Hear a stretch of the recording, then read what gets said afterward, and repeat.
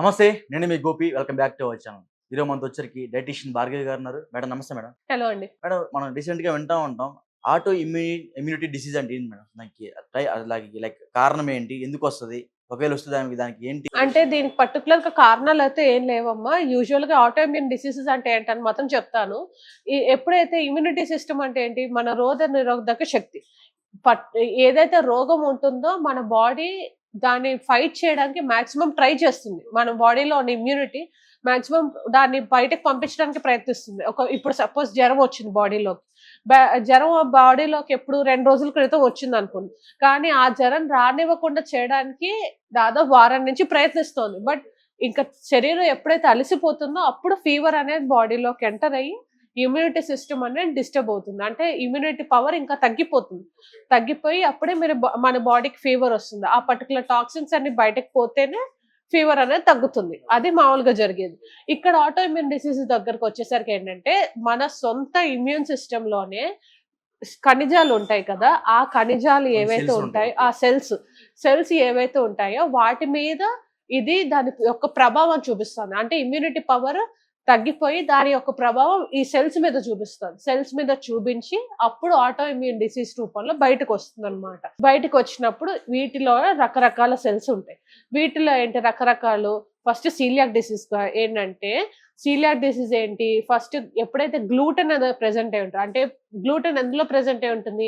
బ్రెడ్‌లో, కొంచెం రైస్‌లో లేదంటే పాస్తా ఇలాంటి వాటిల్లో ఎక్కువ ఫుడ్స్‌లో ప్రెజెంట్. బ్రెడ్ అయితే మేజర్. ఎప్పుడైతే ఒక మనిషి బ్రెడ్ తీసుకొని దాని అరుగుదల సరిగ్గా జరగదో దాన్ని సీలియాక్ డిసీజ్ రూపంలో మాల్ అబ్సార్ప్షన్ అని అంటారు. నథింగ్ బట్ అది మీ బాడీలోకి తీసుకోలేదు. అబ్జార్బ్ అవ్వట్లేదు. మైదా. అరగట్లేదు. మైదా. సో ఎప్పుడైతే తింటారో వాళ్ళకది విపరీతంగా కడుపు నొప్పి ఇచ్చేస్తుంది. కడుపు నొప్పి ఇచ్చేసి అది వాళ్ళు ప్రాపర్‌గా తినలేక ప్ర ఇంకా వాళ్ళకి ఇబ్బందవుతుందన్నమాట. పరోటా అయి గూడా దాంట్లో వస్తది. ఆ! ఇన్‌ఫాక్ట్ ఈ గోధుమ రిలేటెడ్ ఫుడ్స్ కూడా అంటే గోధుమ రవ్వ గాని, లేదా గోధుమ పిండితో తయారు చేసిన చపాతీ, పుల్కా ఇలాంటివి ఏవైనా తిన్నా వాళ్ళకది పడదు. పడకపోగా ఇంకా కడుపులో నొప్పొచ్చేసి, కడుపులో మంటొచ్చి వాళ్ళకది చాలా ఇబ్బందవుతుంది. దాన్నే సీలియాక్ డిసీజ్ అని అంటారు. ఇంకా జోగ్రెన్ సిండ్రోమ్ అని అంటారు. జోగ్రెన్ సిండ్రోమ్ అంటే ఏంటంటే, ఈ ఐస్ ఉంటాయి కదా! ఐస్ గాని, ఈ మౌత్ గాని బాగా డ్రై అయిపోతుంది. అంటే మన కళ్ళల్లో ఇనఫ్ వాటర్ అనేది ప్రెజెంట్ అయి ఉంటుంది. ఆ వాటర్ ఎప్పుడైతే ఉంటుందో, ఆ వాటర్ మొత్తం డ్రై అయిపోతుంది. కళ్ళు మొత్తం డ్రైగా అయిపోయి ఆహ్, మౌ మౌత్ కూడా బాగా డ్రై అయిపోతుంది. ఎప్పుడైతే డ్రై అయిపోతాయో అది తెలిసిపోతుంది. అంటే వెంటనే డ్రై అయిపోవడం. అంటే మనం ఎక్కువగా అరిసినప్పుడు కొంచెం వెంటనే డ్రై అయిపోతా ఉంటుంది మన ఇది యూజువల్‌గా జరుగుతుంది. బట్ ఇలాంటి పేషెంట్‌లో ఉన్న వాళ్ళకేంటంటే చాలా త్వరగా అయిపోతూ ఉంటుంది. త్వరగా అయిపోయి ఇంకా ప్రాబ్లమ్‌ని ఇస్తుందన్నమాట. డ్రై ఐస్, డ్రై మౌత్ అన్నమాట. బాగా ఇచ్చింగ్ వచ్చేసి వాళ్ళకి చాలా ఇబ్బందిగా ఉంటుందన్నమాట. కొన్ని పర్టిక్యులర్ సిట్యుయేషన్స్‌లో ఇది జరుగుతుంది. నెక్స్ట్ ఏంటి మయోసైటిస్. మయోసైటిస్ గురించి నాకు ఎప్పుడైతే తెలిసిందంటే ఒక 2 ఇయర్స్ బ్యాక్ సమంత గారున్నారు. పర్టిక్యులర్ ఫిల్మ్ చేస్తుంటే ఆ అమ్మాయికి పాపం మయోసైటిస్ ఉందని ఓకే. నేను గూడా విన్నా ఇది. అవును. ఇప్పుడు విన్నా. Okay. I think 'Yashoda' movie అవును. టైమ్‌లో ఆ అమ్మాయి ట్రీట్‌మెంట్ తీసుకుంటూ ఆ అమ్మాయి మైగ్రేన్ ఎఫెక్ట్ కూడా ఉంటది. అదే ట్రీట్‌మెంట్ తీసుకుంటూ ఆ అమ్మాయి నేను ఇది సినిమా కోసం పనిచేయడం జరిగిందండి అని చెప్పింది. సో, మయోసైటిస్ దగ్గరకొచ్చేసరికంటే నీ బోన్స్ గాని, లేదా మజిల్స్ గాని ఏవైతే ఉంటాయో అవి ఇదివరకట్లాగా అమ్మాయికి వర్క్ చేయవన్నమాట. సో, ఎప్పుడైతే వర్క్ చేయవో, ఈ వెయిట్స్ ఎత్తేటప్పుడు, వెయిట్స్ దించేటప్పుడు అది వాళ్ళకి చాలా ప్రాబ్లమ్ తెస్తుంది. అంటే బరువులు ఎత్తడం గాని, బరువులు దించడం గాని ఏవైతే ఉంటాయో పట్టేసినట్టు ఉండడం, చేతులు నొప్పి రావడం, కాళ్ళు నొప్పి రావడం ఇలాంటివి జరుగుతూ ఉంటాయన్నమాట. సో, అలాంటప్పుడు వాళ్ళకది ప్రాబ్లమ్ తెస్తుంది. ఆ అమ్మాయి మన జిమ్ వీడియోస్‌లో చూస్తే ఆ అమ్మాయి చాలా వరకు వెయిట్స్ బాగా ఎత్తుతుంది. సో, అలాంటప్పుడు ఏంటి ఇప్పుడు ఆ అమ్మాయికి చాలా ప్రాబ్లమ్ అవుతుందన్నమాట. అట్లాంటి వెయిట్స్ ఎత్తినప్పుడు అది ప్రాబ్లమాటిక్. అంటే లైక్ హెల్త్ ప్రాబ్లమ్సా? లేకపోతే ఎట్లా మేడం?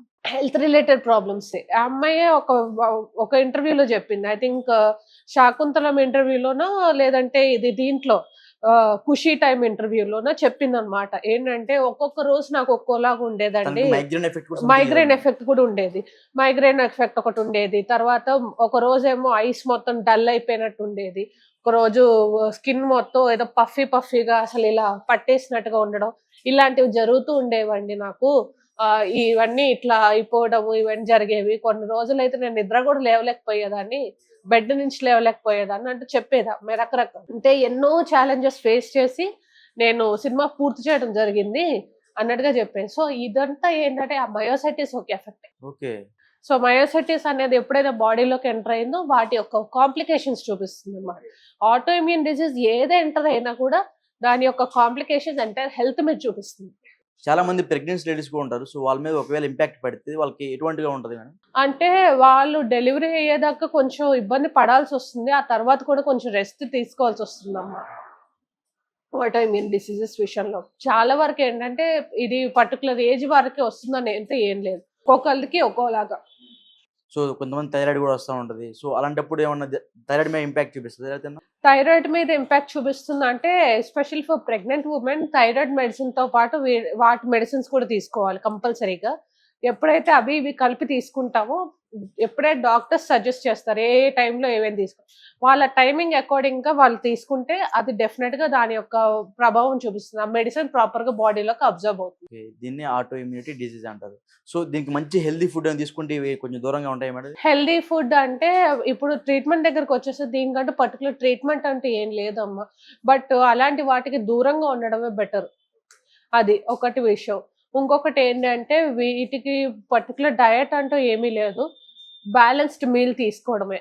అంటే పర్టికులర్‌గా ఇదే తినాలి, అదే తినాలంటే ఏం లేదు.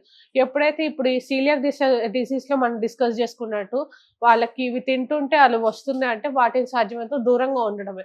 అంటే బ్రెడ్ రిలేటెడ్ గానీ, లేదంటే రోటీ రిలేటెడ్ ఇలాంటి ఫుడ్స్ తినకుండా కంపల్సరీగా వాటిని దూరంగా